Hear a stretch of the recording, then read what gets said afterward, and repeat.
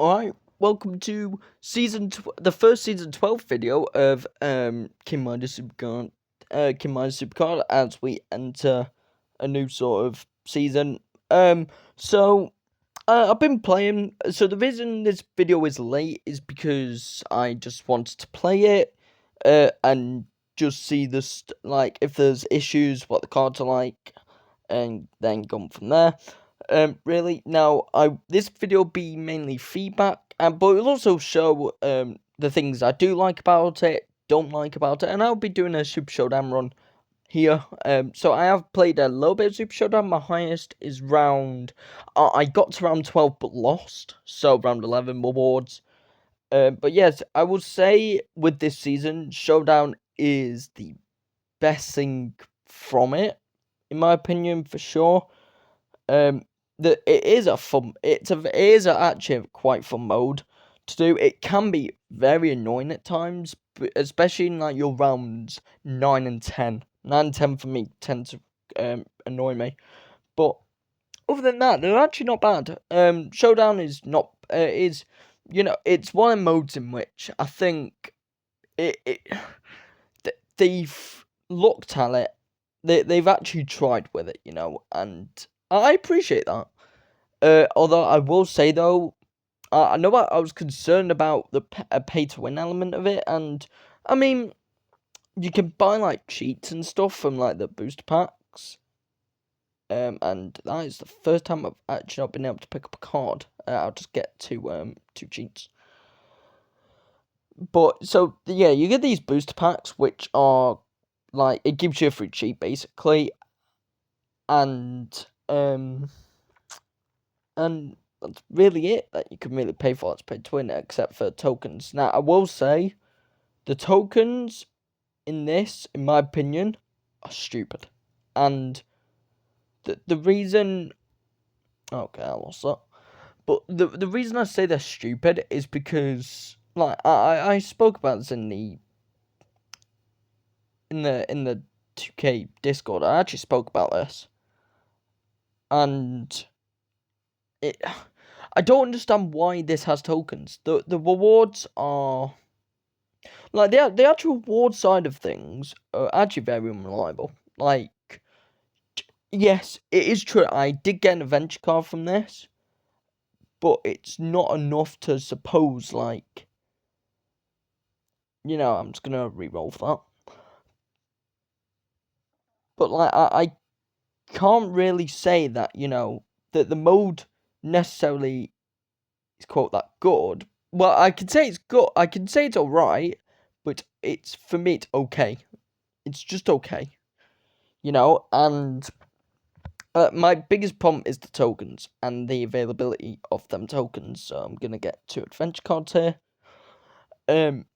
But the token side of things I find really bad, because like, my logic, as I was talking about it before I cut myself off, is that it's a new mode.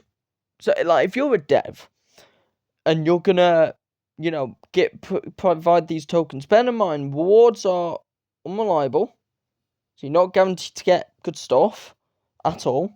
Cause you can crash out easily, right? And then you proceed to get a limitation on tokens. Bear in mind you can only get them like through daily quests, which are only limited to a day, unless they're gonna put them in like Wild Wednesday or whatever, which I hope they do. I hope they are in more quests. I wish they were more available instead of just buying, because it's actually a shame, because this mode actually isn't bad, and it's just RNG. The RNG element of the game is bad, but you can try to fix the RNG away as much as you can. It's not really the best thing to do. It's not really the best. It's 3 matches. Okay, I'll just get rid of them. I'll probably lose for that though. No one. But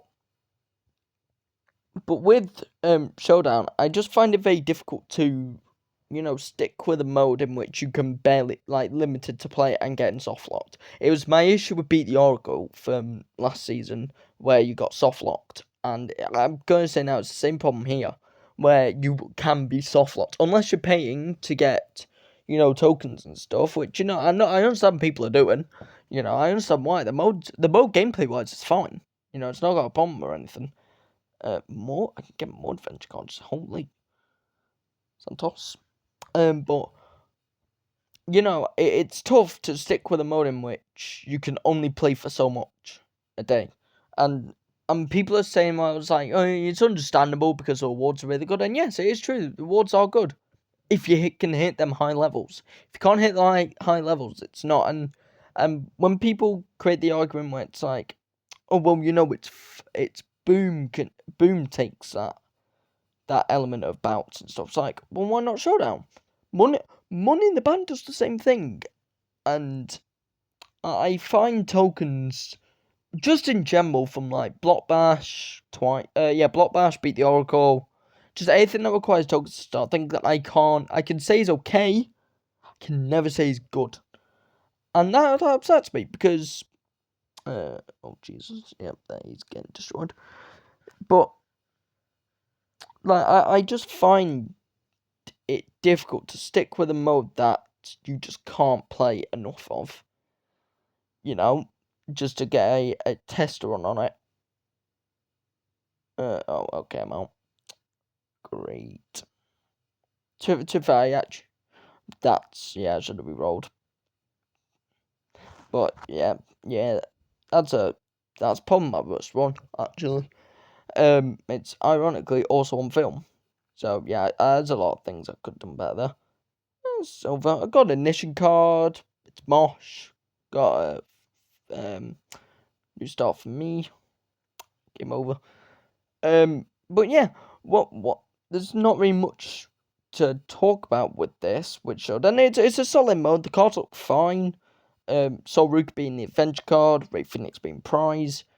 Tier, which is fine. I'm one win away from being able to get milestone 3. Boom is a necessity for this season.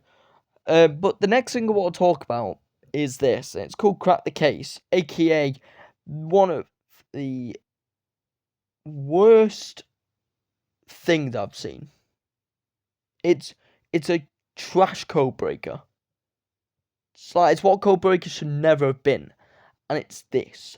And it's expensive as well to keep going. Like 275 for an attempt is quite mad. Talk about reward side of things. It's like, okay, you get top prizes, potentially Nikki Bella. You're not guaranteed Nikki. You get Eon cards, Showdown cards.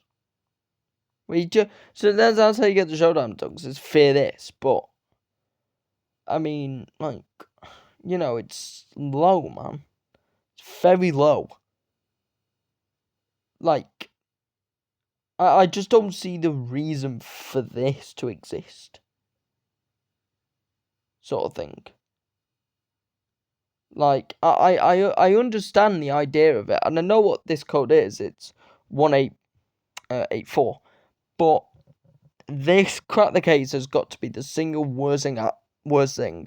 I even said in the chat, this mode is better if it wasn't here, because I just really think this game mode is trash. Like, there's nothing positive to say about it. And speaking about how my day one of the game went, it went alright. I would say it is done decently. I got Jade Cargill from backstage, simply because of females and down arrows, which were a little bit low. I would have gone Chelsea, but she's a void card, which is annoying. Shango, I've got Shango I didn't really go for because of the idea. Ricky Sainz I didn't go for because I didn't know about the stats of him. But I'd say he's actually pretty good. He's around the levels of this when maxed, I think, maybe a bit better. So yeah, definitely, I would say go for Ricky Saints. I would say, I think for early game, he's a very good card to get, but but as you continue throughout the season, throughout the game, he will just become worthless. But yeah, he's definitely decent. In terms of, he's actually a really good card. For the tier especially. Of course, I understand why people aren't going for him because because apparently there's a Tatum Paxton edition coming some point. Someone says far backstage. I don't. I'll be surprised if it's in backstage, but definitely one of them things. Let's talk about campaign. I'll do a guide for the prize cards, so that will be well, when it gets very difficult. So currently I'm on stage 50 of amateur, and it is getting difficult, but I don't think it's too difficult in which one's a guide at the minute. Of course, if you do want to see a guide for it, do let me know, because I've thought about it and I don't think I should, but do let me know what you think, whether I should or shouldn't. But yeah, I'm thinking around like the 764s, like the 57 to 63s maybe I might, and then 84, 77 to 84, so like the top four, and in which you can get the Undertaker, not Undertaker, Roman Reigns. Undertaker is the last card you'll face, but this is what the Roman Reigns looks like if you complete the prize set, well, the amateur map. And Gunther is for when you complete adventure map, which actually looks really cool. Although I will say though, the skipping feature is actually a good. I did disagree with it until I realised that the stars segment between the maps. So like, for example, I've not done like milestone 9 on rookie, but I've moved on to amateur, and I'm going through amateur and doing that, which I find it's convenient, but I think it does warrant a bit of question whether it's necessary. Of course, I understand the reason they've done this. It's because if people take a break, they can get their own take cards without needing to grind like 24/7. Because that was a big complaint last season, especially with the amount of maps that we got last season, where it was about like 7-8 maps. If people started from like Rocky all the way up, and they were like Eon tier, everything was pointless. So, but yeah, definitely a decent, like more quality of life. Boom is the same as it was. Boom's actually really helpful for this, for the start of the season, for definite. Can get adventure cards quite easily. Hopefully, I know the mix bags and grab bags and stuff are reset. Well, they've not reset; they've changed. So mix bags now include WrestleMania to Eons, which ain't the best, but if you're collecting images or stars or whatever, if you've got spare super coins, go for that.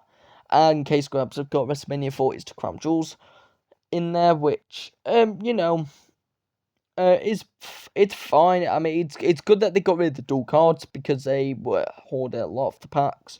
And these include all the backstage cards as well. So, for example, you can get Roman Reigns, you can get LA Knight. Lyra was in the Supercoin store. Drew, Rusev, people like them. So yeah, how would I think of season 11 season 12 at the minute? I think Begone the crashes. The crashing's been a huge part, especially in tag team takedown, and also debt distribution in tag team takedowns not good.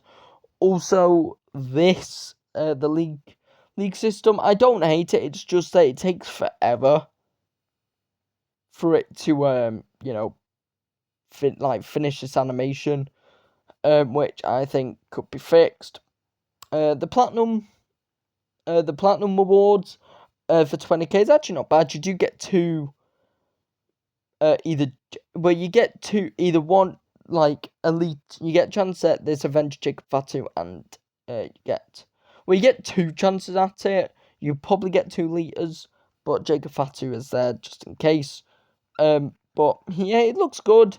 Of course, quads and monetization I've been against. Survivor's not changed at all. Still a little bit of a buggy mess at times. Sure, but yeah. But that's really it. But I will say that the lack of a new UI is disappointing, though. I will say that's one thing I really was hoping for, a new menu design. The quests are the same as basically last season. 25 super moves, they're gonna change the got of modes. But yeah, what do you think about season 12? I would say it's all right. I think compared to when my first day on season 11 I despised. I really not like season 11. I still don't. I'm still happy it's over. Um, but I think one good. But I think this season needs to address crashing issues, issues regarding um um like various other bugs that I've seen. The image selection being an issue. I know that I've seen that firsthand, where you got like a lot of images, and you can still select them, but they're tiny, and they also overlap. So, for example, if I want to use the Eon semis in, I can use it, as you can see, like on this Price Pro, but it's very small in comparison, so it's just not the best. Definitely annoying to look at for sure. But yeah, do let me know but but yeah, what do you think about the season? This and that's basically it. Crack the case. Just to summarize it, really, crack the case can die. Super Showdown. I don't think McQuack needs tokens. I think it's just about a Money in the Bank level. Like Money in the Bank times for them. The fusions are actually quite good. So for my first fusion, I got Common Petrovich. For the prize, I'm also doing the other two as well, just for images. And it's good to see some debuts for sure. Great Muta being a good debut to get the Great Muta. Um, you know, Dark State getting cards. A lot of NXT, which I'm happy about. Annoyingly, no LFG stars I didn't make into NXT. I don't think. I know that they've done like Tyra May, but she's already in NXT. I think just not LFG specific, but I mean, I guess there is a lot of time for that to happen. For sure, but yeah, that is going to be the end of this video. It's actually quite a short one. But yeah, this has been Kim Supercard. Goodbye.